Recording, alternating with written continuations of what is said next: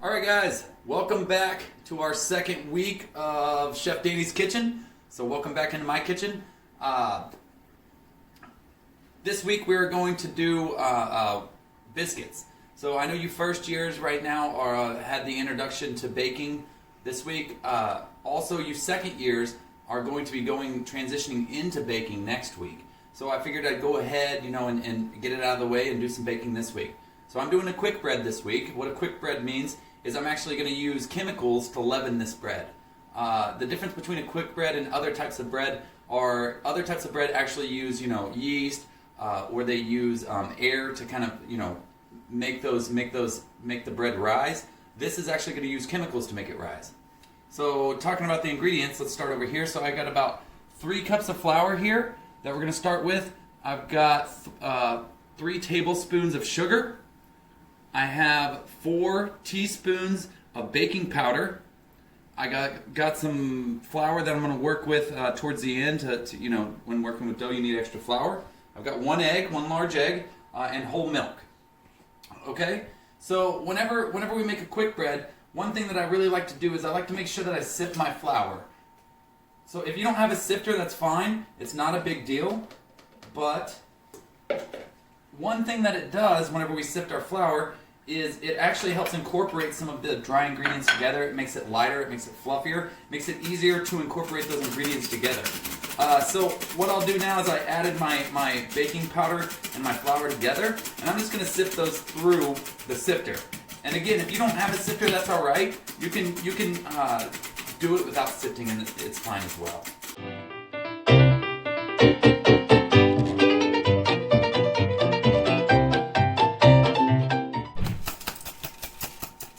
Alright guys, so as I finish up sifting here, you guys can look in here and you guys can see how much it kind of fluffed this flour up. And it's going to help us incorporate more ingredients in there a lot easier as well. So, go ahead and get rid of that. We want to combine all of our dry ingredients next, make sure that we get all of it in there. So I'm going to go ahead and add the sugar. I'm going to add about a 1/4 tablespoon of salt. Sorry, a 1/4 teaspoon of salt. And then I'm going to mix it with my pastry blender. But before that, I want to show you guys the correct way to measure flour whenever you're doing it. So don't just scoop it out and mash it down in there. It's not going to work very well. What you really want to do is scoop it as lightly as you possibly can out of the bag or out of the container, however you have it stored. And then what you want to do is take a flat edge of some sort. I'm using a butter knife here, and go back and forth and just level that off on your measuring cup. Okay? That way if you try to pack it down in there, you're going to get too much. Okay, so after we get all of our dry ingredients kind of in the bowl, just take your pastry blender and mix it around. And if you don't have a pastry blender, that's fine as well. You can use a fork. You could use a potato masher. There's lots of different things you could use to do this. So just kind of mix it around. Try to incorporate all your ingredients together. Try to get them well mixed. Okay? And then we're going to take our butter. So this is super important. This is 1.5 sticks of butter. So it's about 3/4 cup of butter. But you want to make sure that this butter is super cold. The more you handle this butter, the more it's going to warm up before you even get it into the oven. So you want to make sure that your butter is super cold. And then you want to blend it into your flour, into your dry ingredients. So I take mine and I cut it up really small, like this, if you guys can see that. So I cut it up about maybe 1/4 inch by 1/4 inch. And then I take it and put it in the freezer to make sure that it's as cold as it possibly can be. You could also take the butter and you could freeze the butter beforehand, freeze the blocks of butter beforehand, and then grate them on a cheese grater right into here. And that'll ensure that you have really cold butter as well. But this is the way I like to do it, because what we're looking for once we get it in there is we're looking for pea-size shapes of butter inside there. So take your butter, and we're going to take our pastry blender, and we're just going to blend that butter into the flour. Alright guys, so as you can see, I've cut that butter. If you come up here, you can see a little bit better. I've cut that butter into kind of pea-sized shapes. If there's some bigger pieces in there, that's all right. what you're really looking for is kind of a pea-sized shape of butter. You should be able to see those chunks inside there, and you're going to want to work those around. So I'm done with the pastry cutter for right now, just for a moment. And now that I've got all of my dry ingredients in there, my butter cut in there, you want to work with really cold ingredients because you don't want that butter to melt at all. Again, like I said, I froze mine to make it as cold as possible, so it makes it a little bit harder to cut up, but ultimately it lends to a better product, a better end product. So we're going to go ahead and add our cup of milk, and we're going to go ahead and crack our egg inside there. Okay. And then what I like to do is, we've already got the pastry cutter dirty, so we might as well just use that to kind of do the initial stirring for this anyways. Anything that sticks to the pastry cutter I can go ahead and pull off. But we are going to get our hands dirty here. So get that mixed up nice and well, and try to get all the flour off the side. And I like to use my pastry cutter as much as possible so that I don't get my hands in there. Again, your hands are going to melt that butter. Ultimately, we're going to have to get our hands dirty and get them in there. But I want to try to resist melting that butter as much as possible. So get that all mixed around inside there.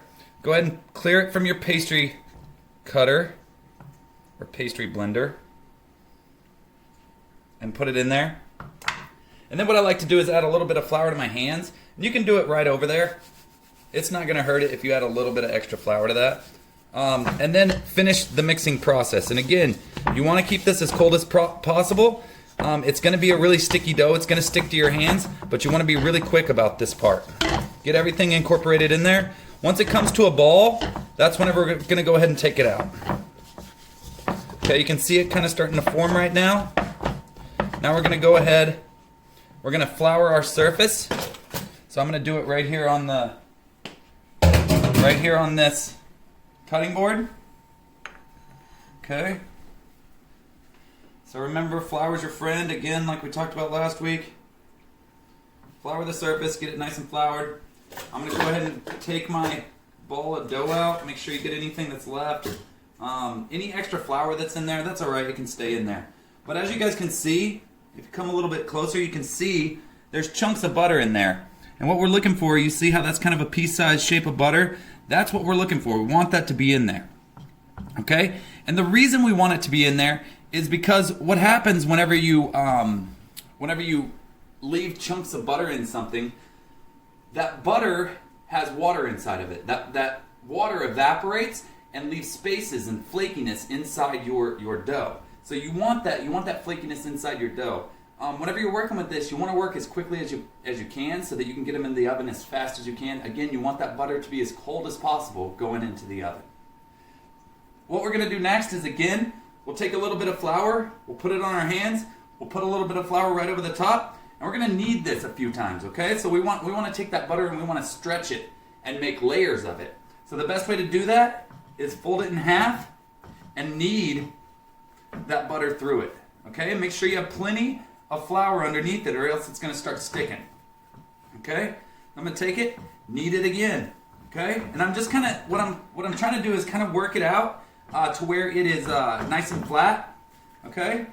And then fold it back over on itself. And you can fold it over on itself a couple of times to help that butter make layers inside there, okay? So if it starts sticking or it's not enough flour, go ahead and add a little bit of more. Okay? Knead that butter throughout it. If it's too sticky to handle, add a little bit more flour. Keep folding. And you want to do this about 4, maybe 5 times. I'd say 6 is about the most you really want to work with. You guys can see that butter inside there. It's starting to work out a little bit.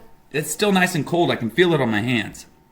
Okay? So take that, knead that butter throughout the dough. Fold it in half a couple times again. Again, flour your board.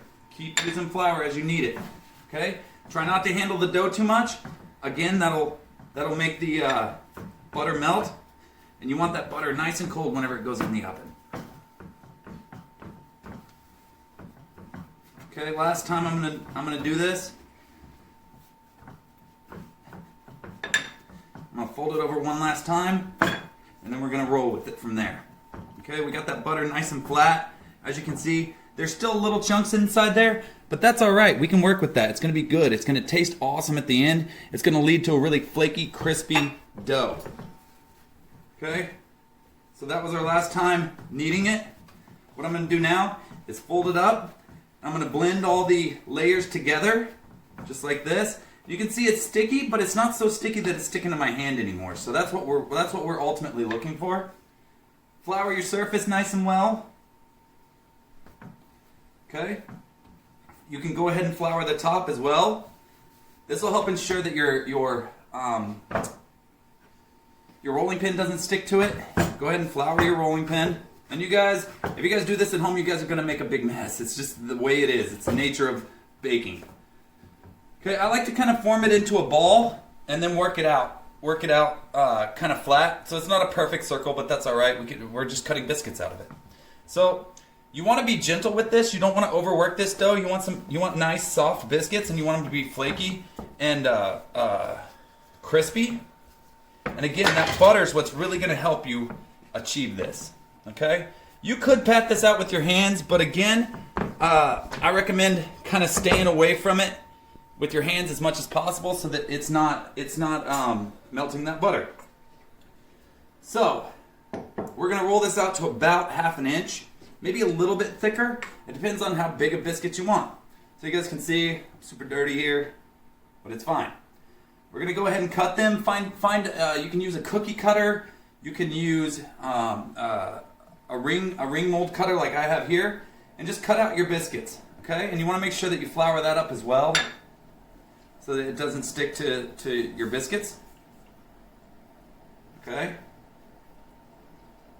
and I'm just gonna cut as many biscuits as I can out of this. Once I'm done, you could probably form it together and make another biscuit or two, but they're not gonna taste as good as these first ones because again, you're gonna have to work the dough a little bit more, and it's not gonna be as good as these.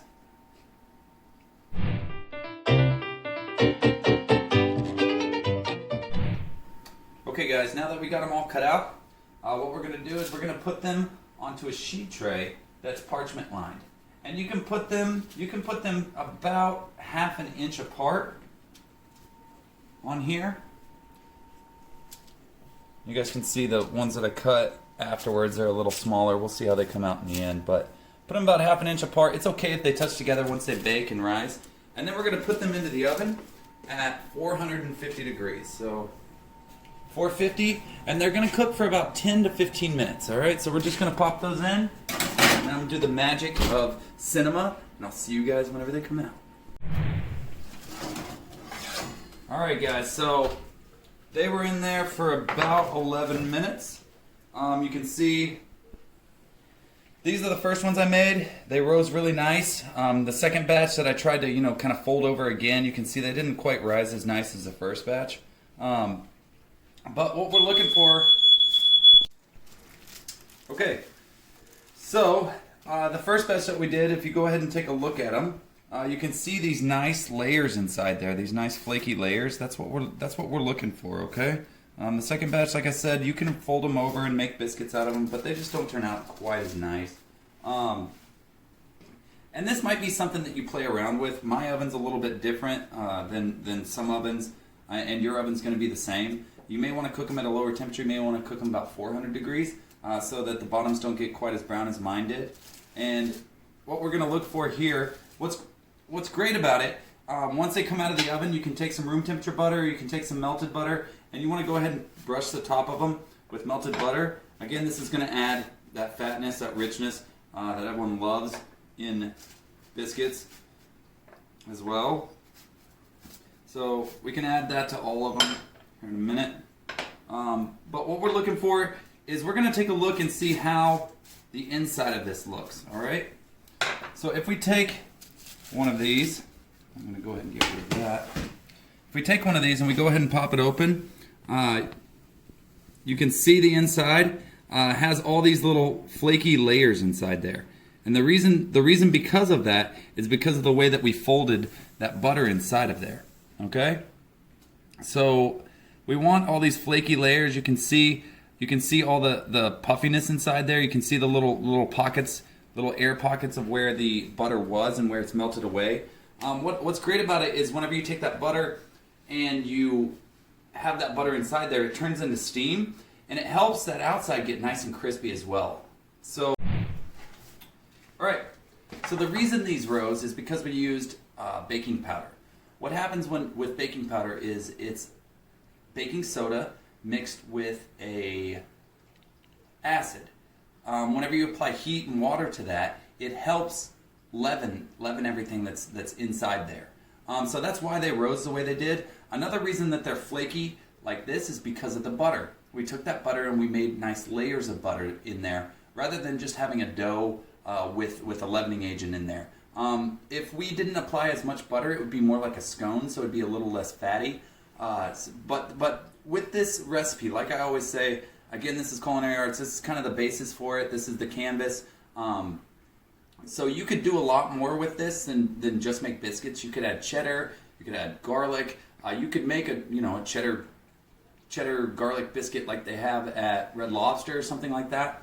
But there's a lot more things that you could apply to this and kind of make it unique and make it your own. So I hope this was informative. I hope you guys enjoyed this. Again, wash your hands, be safe, and I will see you guys again next week.